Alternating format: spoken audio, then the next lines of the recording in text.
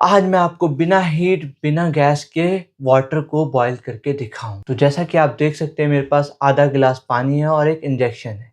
इस इंजेक्शन में हम पानी को जो है पोर कर लेंगे, ठीक है। जैसा कि आप देख सकते हैं इस इंजेक्शन में थोड़ा सा पानी पोर कर लिया मैंने। अब यहाँ पर मैं कुछ नहीं करूँगा, इस इंजेक्शन के टिप पे मैं जो है क्लोज कर लूँगा और जब मैं इसको तेज़ी से खींचूँगा तो आप इसको बॉयल होता हुआ देखेंगे।